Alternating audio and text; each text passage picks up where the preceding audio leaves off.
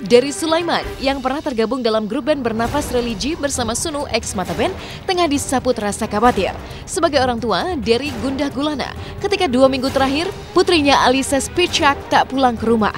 Alisa yang sudah berusia 18 tahun disebut Dery kabur dari rumah setelah mereka terlibat pertengkaran hebat.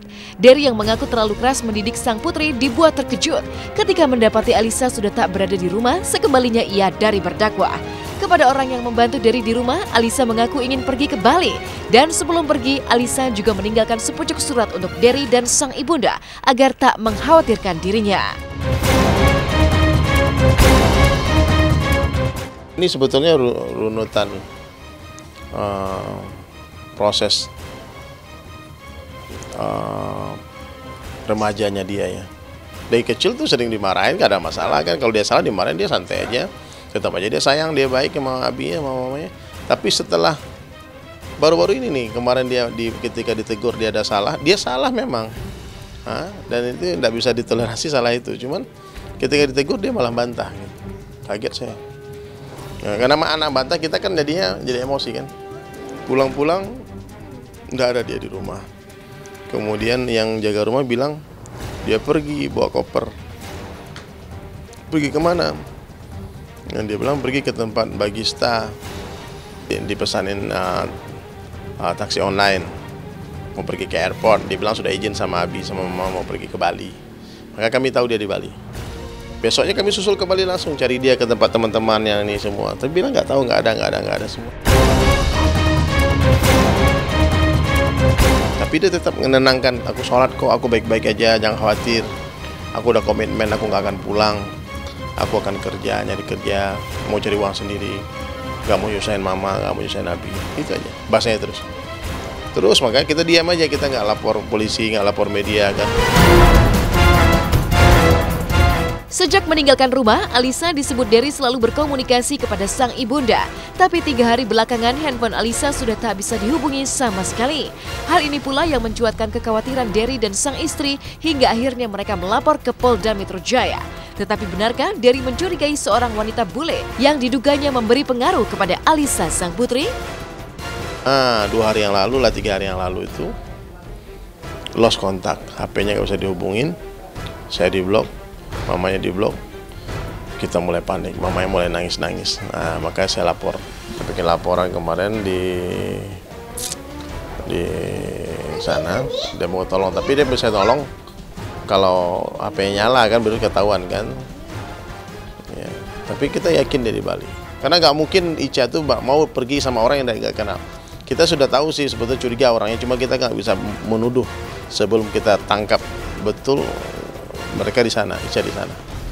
Orang itu kita udah telepon, nggak ada.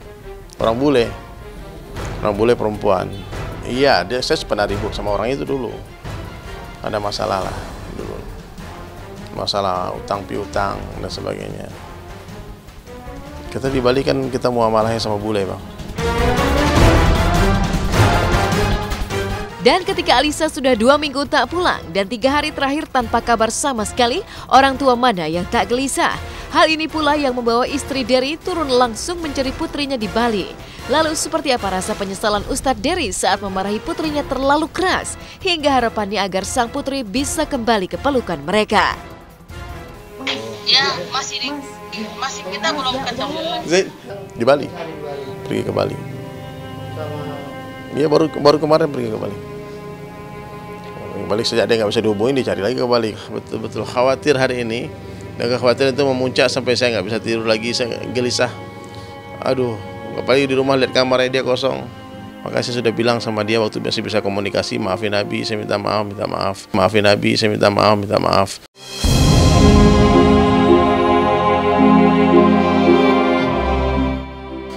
maaf. Sekali lagi kalau dia nonton TV, saya minta maaf sebesar-besarnya. Nggak ada yang salah, semua salah saya aja. Semua saya yang salah. Jadi saya cuma berharap mudah-mudahan dengan datangnya, dengan pemberitaan media, dia nonton. Adapun orang yang pernah ngelihat dia, Ica coba lihat wajahnya kan di sini kan. Tolong pergi laporan dia di mana.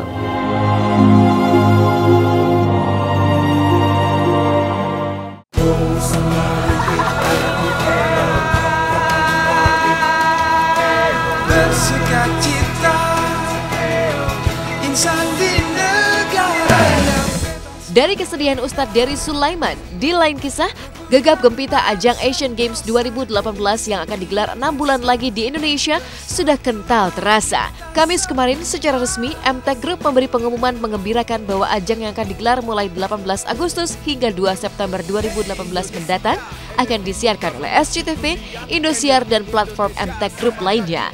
Dan dari 40 cabang olahraga serta 462 nomor perlombaan yang akan dihelat, SCTV dan Indosiar akan menyiarkan 4 cabang olahraga secara eksklusif, yakni sepak bola, bulu tangkis, bola voli, dan voli pantai.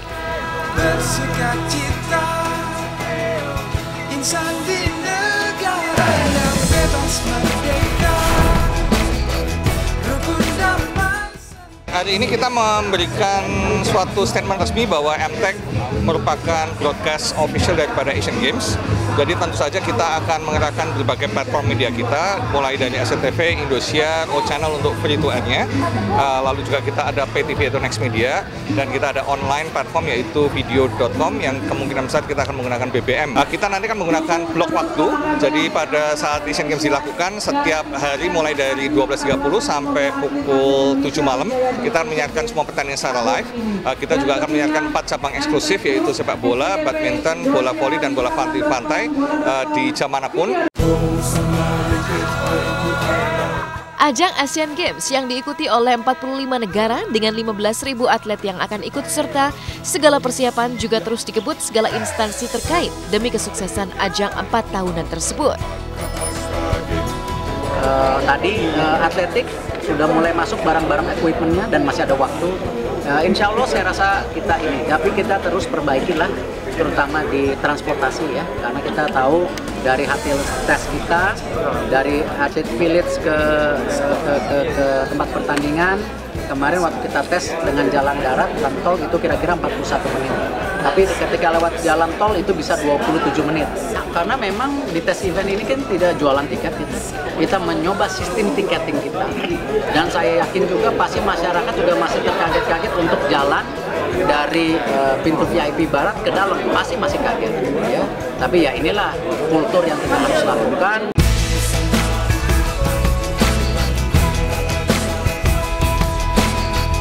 Rukun damai sentosa di setiap masa, bersatulah kita semua. Hey Indonesia, energi muda menuju dunia, energi Indonesia, semangat di dada. Energi Indonesia, Indonesia Jaya.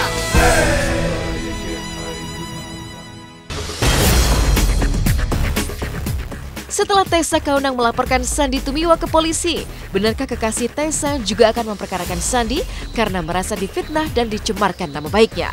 Sementara itu, seperti apa pula komentar Ayu Dewi terkait status mantan tunangannya Zumi Zola yang kini jadi tersangka KPK? Sesaat lagi hanya di Hot Shot.